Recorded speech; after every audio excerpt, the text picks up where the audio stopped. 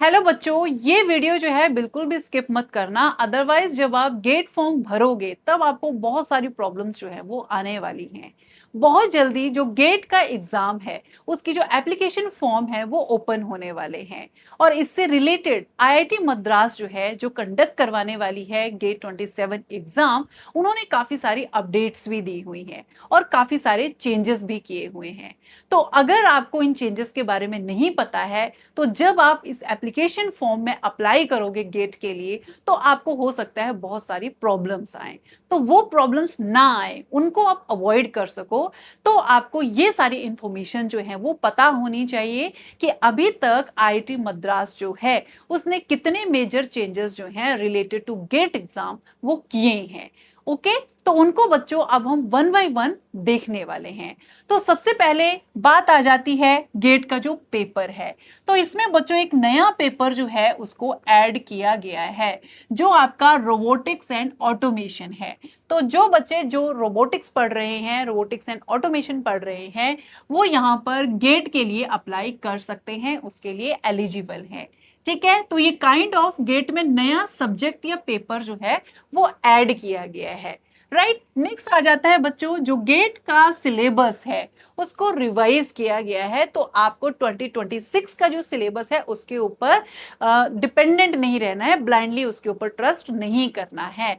तो जो 27 का रिवाइज सिलेबस है आपको उसको देखना है, उसको फॉलो करना है और उसके अकॉर्डिंग जो स्ट्रेटेजी है प्रिपरेशन की वो बनानी है।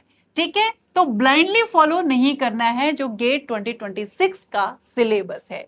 नेक्स्ट आ जाता है बच्चों, इसमें एक पेपर है जिसको textile engineering and fibre science कहते हैं। उसको बच्चों रिस्ट्रक्चर किया गया है, रीऑर्गेनाइज किया गया है। कैसे? इस पेपर को बच्चों अब इंडिविजुअल पेपर की जगह एक्सी जो आपका पेपर आता है इंजीनियरिंग साइंसेस उसमें ऐड कर दिया गया है। तो जो इंजीनियरिंग साइंसेस वाले बच्चे हैं उनको भी अवेयर रहना है कि उनके जो भी सब्जेक्ट वहां पर ऑप्शंस दिए हुए हैं उनमें एक और पेपर ऐड हो गया है, जो कौन सा है? Textile engineering and fibre science. तो वहां पर एक और पेपर जो है वो आपका कॉम्बिनेशन के लिए ऐड हो चुका है। ठीक है, अब ये आपका एक अलग से पेपर नहीं रहा है। पहले ये अलग पेपर होता था, गेट के जितने भी पेपर थे उनमें अलग पेपर होता था, बट ये अब ऐसा नहीं है। अलग से इसको हटाकर एक्सी जो आपका पेपर है उसमें ऐड कर दिया गया है। ठीक है, तो ये आपका मेजर स्ट्रक्चरल चेंज जो है वो किया गया है गेट में।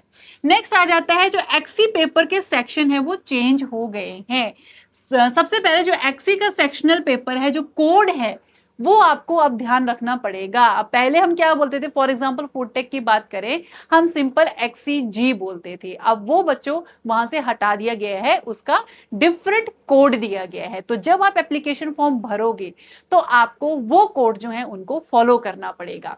ठीक है, और स्पेशली जो फूड टेक के एस्पायरेंट्स हैं एक्सी में, उनको एक्सी 6 कोड जो है अब आपको वो फॉलो करना है, एक्सी जी फॉलो नहीं करना है। तो इस टाइप के जो चेंजेस किए गए हैं इंजीनियरिंग साइंसेस वाले पेपर में। नेक्स्ट आ जाता है सेम वे में एक्सेल, जो लाइफ साइंसेस के बच्चे हैं उनके जो आपके पेपर के कोड हैं वो भी चेंज कर दिए गए हैं। अब आपका एक्सेल यू, एक्सेल एस या फिर एक्सेल क्यू जो कोड है वो नहीं चलेगा, उसको चेंज करके अब बना दिया गया है एक्सेल 1, 2, 3 या फिर 4। तो उस टाइप से आपके जो सेक्शनल कोड्स हैं वो आपको याद करने पड़ेंगे और यही कोड आपको फिल करने पड़ेंगे जब आप एप्लीकेशन फॉर्म भरते हो। ठीक है, तो ये भी आपके क्या कर दिए गए हैं? रिवाइज कर दिए गए हैं। स्पेशली आपको ध्यान रखना है लाइफ साइंसेस, जिसमें फूड टेक, बायोकेमिस्ट्री, माइक्रोबायोलॉजी इस टाइप के ऑप्शनल सब्जेक्ट जो है वो आते हैं। सेम वे में जो इंजीनियरिंग साइंसेस के जो ऑप्शनल सब्जेक्ट हैं वो आते हैं, वहां पर आपको इन कोड्स का ध्यान रखना पड़ेगा। ठीक है, नेक्स्ट आ जाता है बच्चों मोस्ट इंपॉर्टेंट, जो बायोटेक का सिलेबस है उसको अपडेट कर दिया गया है, उसको रिवाइज कर दिया गया है। तो आईआईटी मद्रास ने स्पेसिफिकली अपडेट्स जो हैं उनको हाईलाइट किया है और जो बायोटेक का सिलेबस है उसको चेंज कर दिया है। ठीक है, तो जो बायोटेक के स्टूडेंट्स हैं उनको ध्यान रखना है कि जो पुराना सिलेबस है उस बेसिस पर प्रिपरेशन ना करें, नया सिलेबस जो है उसके अकॉर्डिंग जो उनकी प्रिपरेशन है उसको तैयार रखें। ठीक है, बाद में ऐसा ना हो कि आपको प्रॉब्लम्स फेस करनी पड़े। नेक्स्ट आ जाता है 2 पेपर ऑप्शन। तो यहाँ पर जो कैंडिडेट्स हैं वो एक से ज्यादा पेपर्स के लिए अप्लाई कर सकते हैं। गेट में ही एक अच्छा ऑप्शन दिया हुआ है कि आप एक से ज्यादा जो पेपर्स हैं उनके लिए अप्लाई कर सकते हो, पर यहाँ पर आपको जो कॉम्बिनेशन है वो परमिट की जाएगी। ऐसे नहीं कि आप रैंडमली अपनी मर्जी से ले सकते हो, वो कॉम्बिनेशन आपको वहां पर दी जाएगी, उसके अकॉर्डिंग आप सेकंड पेपर जो है उसको चूज कर सकते हो। ठीक है, तो यहां पर जो एस्पायरेंट्स हैं उनके लिए नई कॉम्बिनेशन जो है वो ओपन हो सकती हैं। नेक्स्ट आ जाता है द मोस्ट इंपॉर्टेंट। अब आप जब भी अप्लाई करोगे, ठीक है, जब आप फॉर्म भरोगे तो वहां पर आपको अब डिजी लॉकर जो है उसको रेडी रखना पड़ेगा। अपने जितने भी डॉक्यूमेंट्स हैं उनको डिजी लॉकर में रखना पड़ेगा, तब आप यहाँ पर जो रजिस्ट्रेशन है उसमें आप रजिस्टर कर सकते हो, अदरवाइज आपको प्रॉब्लम आएगी। और स्पेशली है किसके लिए, इंडियन नेशनल्स जो हैं उनके लिए है, तो उनको डिजी लॉकर जो है उनके लिए क्या है, मैंडेटरी है। ठीक है, यहां पर आपको जो भी वेरिफिकेशन होगी, अपडेट्स होंगी, ठीक है, वो डिजी लॉकर के बिना नहीं होगी। तो आपको डिजी लॉकर जो है अपना उसको क्या करना है, अच्छे से उसमें जो डॉक्यूमेंट्स हैं अपलोड करने हैं। ठीक है, सो दैट जब आप फॉर्म फिल करो तो वहां पर डायरेक्ट डिजी लॉकर से आपके फॉर्म्स जो हैं वेरीफाई हो सके।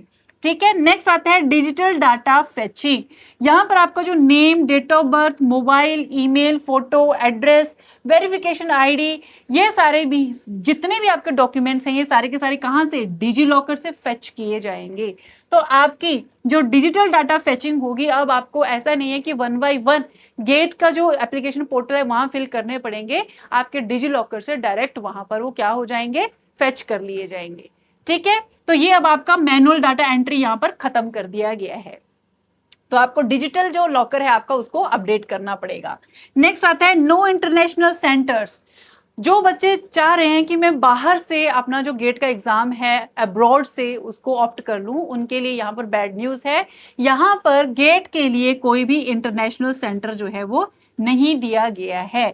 ये आपका 2027 के लिए मेजर चेंज है कि आपको एग्जाम देने के लिए कोई भी इंडिया से बाहर सेंटर नहीं अलॉट होगा।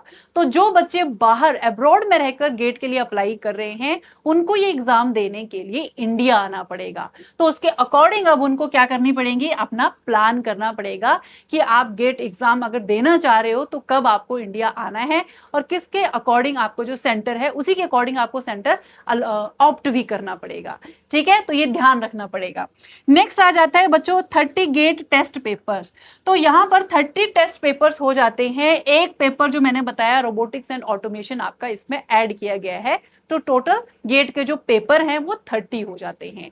ठीक है, नेक्स्ट आता है एग्जाम पैटर्न लार्जली रिटेन। जो एग्जाम पैटर्न है आपका वो आपका सेम ही रहेगा, सीबीटी फॉर्म में ही रहेगा, उसको चेंज नहीं किया गया है। कंप्यूटर बेस्ड ही टेस्ट होगा आपका, तो उसके लिए आपको रेडी रहना है। ठीक है, तो जो गेट के क्वेश्चन का फ्रेमवर्क होगा वो सेम ही रहेगा। No complete overhaul of the paper pattern, वहां पर कोई भी चेंजेस नहीं किए गए हैं। पैटर्न में किस टाइप के चेंजेस भी, किसी भी टाइप के चेंजेस नहीं है। मेजर चेंजेस यही है कि पेपर ऐड किया गया है। आपको एप्लीकेशन फॉर्म भरने से पहले जो डिजी लॉकर है उसको अपडेट करना पड़ेगा। आपको एग्जाम देने से पहले अभी से बल्कि जो सिलेबस है उसको अच्छे से देखना पड़ेगा। अब 2026 का जो सिलेबस है आपका वो नहीं चलेगा। ठीक है, तो होपफुली आपके सारे यहां पर जितने भी अपडेट्स हैं मैंने कवर कर ली हैं। आईआईटी मद्रास ने जितने भी चेंजेस करवाए हैं अभी गेट एग्जाम को लेकर, वो सारी की सारी अपडेट्स मैंने आपको बता दी है। तो जल्दी से इसकी जो रजिस्ट्रेशन है बच्चों वो भी स्टार्ट होने वाली है 14 अगस्त से। तो उससे पहले पहले आप ये जो भी अपडेट्स हैं डिजी लॉकर को लेकर, सिलेबस को लेकर, उन सबको क्या कर लीजिए, अपडेट कर लीजिए, सो दैट कि जब आप फॉर्म फिल करो तब आपको आपके जो पेपर कोड है उसमें आपको कोई प्रॉब्लम ना आए, और ना ही आपके जो इंफॉर्मेशन है, डिजिटल इंफॉर्मेशन है, उसकी फेचिंग में भी कोई प्रॉब्लम ना आए। ठीक है, गुड लक।